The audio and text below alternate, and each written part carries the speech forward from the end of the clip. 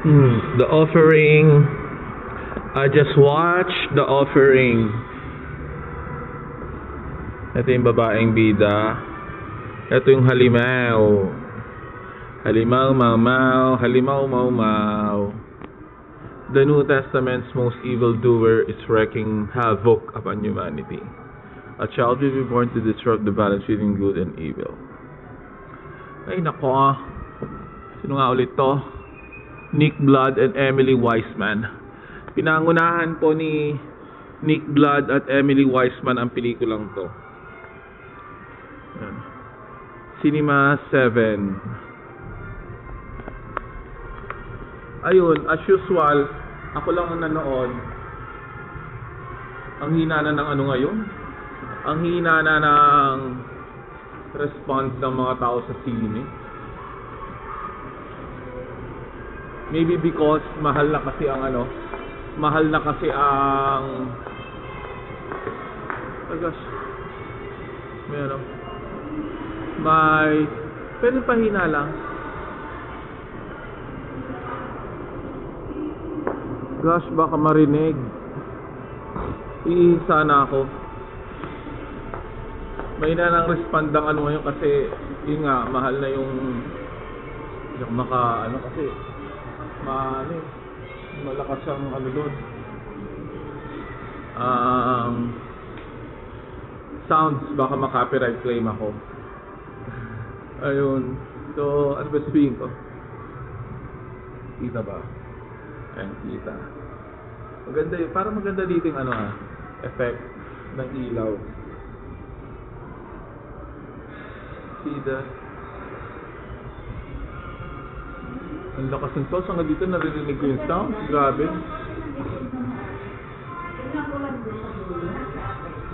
Ang daming sounds. Baka ma-copyright sa'yo mo. Ay nako, gosh, bakit ganyan? Hold on guys, dito na nga lang tayo. Baka maano tayo rito. Nakakainis. Naiihipan naman ako. Ang lakas ng sounds dun, oh. Grabe. Sana no copyright claim. No copyright claim po. Grabe, ang lakas. Baka marinig to. Dito na lang para maiba. Ang lakas, grabe. Sila makapag-sounds, ha. Iihipan naman ako. Mamaya na ako ihi. Dito na lang ako magano. Para, alam ko maganda dito ang May nakalimutan ko na yung shoutout ko dahil sa Bali, before we start our discussions, let me greet you first to all the subscribers na lagi nauna mag-view. Maraming salamat po sa inyo. At hindi nyo ako pinagsasawaan. Thank you so much. At hindi kayo bumibitaw. First thing first, thank you Lord for all the blessings that you give, for all the trials, and for all the challenges that I surpassed. Thank you very much. Thank you rin sa lahat. Hi to my family in Bicol. Maganda kaya pag ganito. Hi to my family in Bicol, headed by my mother, Fair Borda, Christine, Dora, Ambebe, Chan, Kiel, Yaja, Brian, Janice,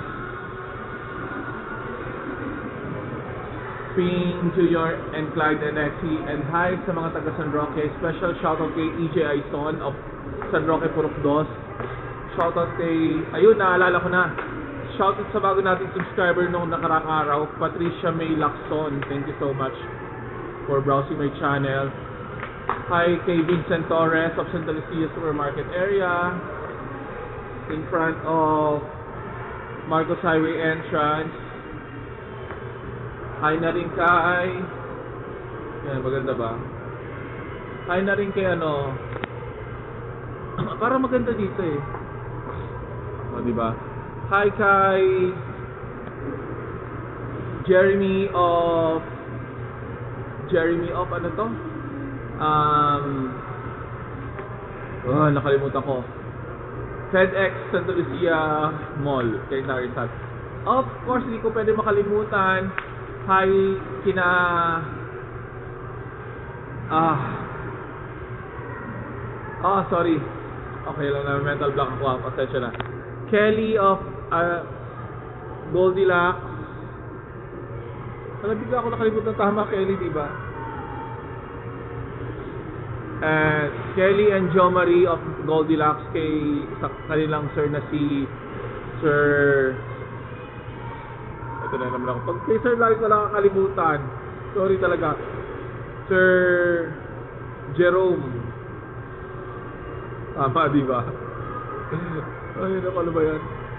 Sir Jerome at kay Liza. Hi sa inyo lahat, pasensya na. Okay, kwento na natin yung ano. Hindi ko gaano nagustuhan yung pelikula kasi predictable siya. Although marami siyang gulat factor. Actually guys, ang ginawa ko nga, nag-Facebook na nga lang ako eh. Yung mga unseen messages. Saka ko lang, imagine guys, may mga 1 year na pala akong hindi nababasang messages sa Facebook. Yung iba, blinak na ako kasi hindi ako nagre-respond. Ang dami-dami kasi. Kasi mga foreign, mga Arabo. Nakikita yung ano.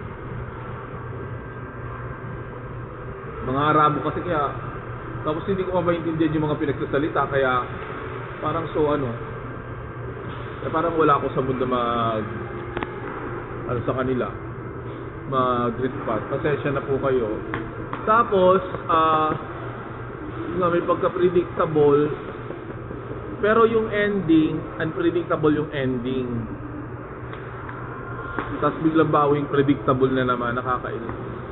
Kaya yun. Kwento to ng mag-asawa na merong siyang na-discover na niloloko na pala siya ng 2 years. 2 years na siyang pinaglihiman ng asawa. Tapos ayun, bahala na kayo guys kung sinong kung bakit naging the offer ito. Pag sinabi ko kasi, mas lalo yung malalaman yung kwento, kaya di ko sasabihin kung sino dito yung ginawang the offering. Tapos, kwento rin ito ng nung pagsamba-samba sa mga kulto, pagsamba-samba sa mga what do you call this thing? Pagsamba sa hold on, dito naman tayo para may iba naman. Grabe yung puti, hindi ko alam kung puti o maitim no? Pagsamba sa mga yun na nga, yung mga what do you call this thing? Yung mga black magic, ganun. Tapos may kwento rin to ng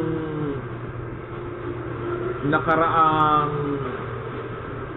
pangyayari sa isang bida na meron palang past. Tapos ang settings nito guys,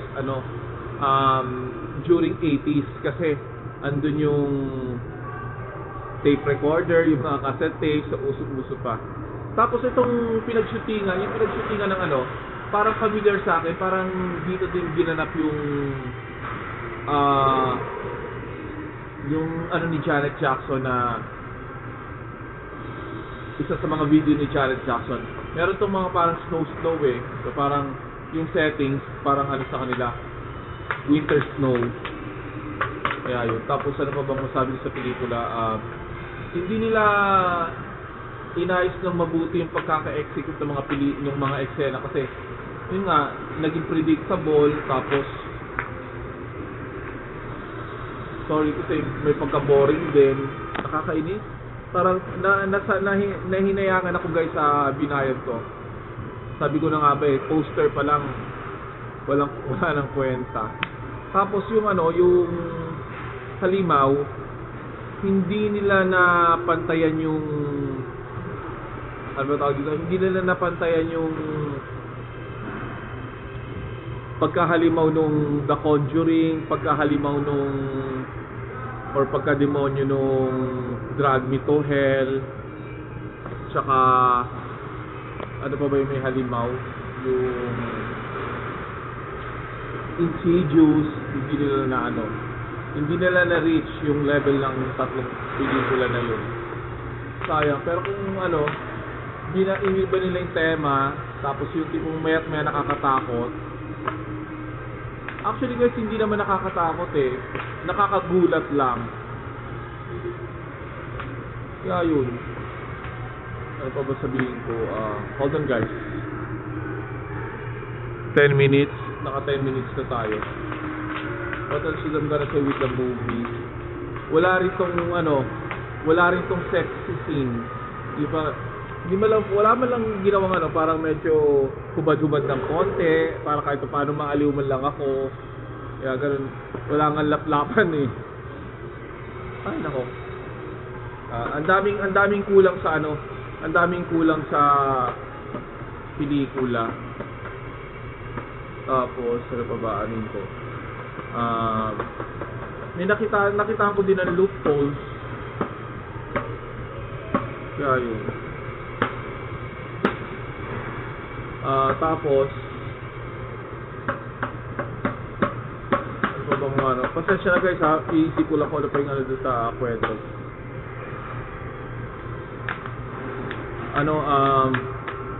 Wala, kulang din sa habulan, kulang din sa makapigil hiningang eksena. Walang ganun na Kaya yun.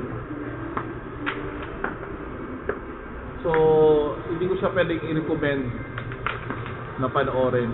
Walang kwentang pelikula. Nakakabwisit. Papanoorin ko sana yung Puss in Boots, kaso hanggang alas 5 lang. Kaya dito ako napunta. Tapos, baka bukas, Decibel naman yung panoorin ko. Kaya yun. Wala lang, just enjoying my life. Diba? In fact, I have all the money at my expense naman. Diba? Kaya,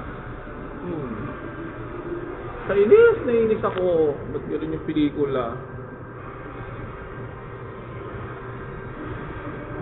I think gano'n na lang siguro muna guys. Hindi tuloy ako makaihi. 12 minutes. Ano kasi? Hindi ako akala mo parang may nakaharang na kung hindi makapunta no? Yan. What else should I'm gonna say with the movie?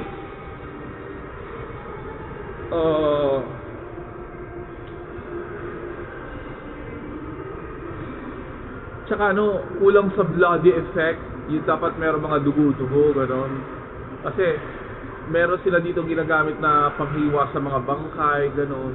By the way pala, yung nila dito, nasa sila parang morgue na cremation. Nagki-cremate sila ng mga bangkay. Meron ditong nakakagulat yung actually di ba sabi ko nakakagulat nga eh. Merong doon na yung bangkay. Nakakatakot pala guys pag kumare bangkay na tapos iminulat mo yung mata. Tapos nakatingin sa'yo ng gano'n. Diyos ko. Yung nakatingin sa'yo ng gano'n. Para maano ka talaga. Kaya yun. I think that would be all for now guys. Wala na ako sa mood ngayon. So I have to go na. Baba na lang tayo. Wait lang. Parang gusto ko mag-CR kasi. Hindi ako maka-CR tuloy. Ang lakas ng sound.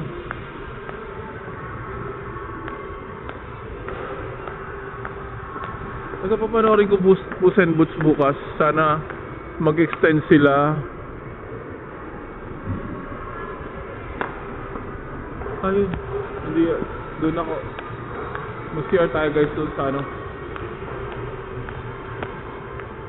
I think yun na lang muna ha. Thank you so much for all your time and effort.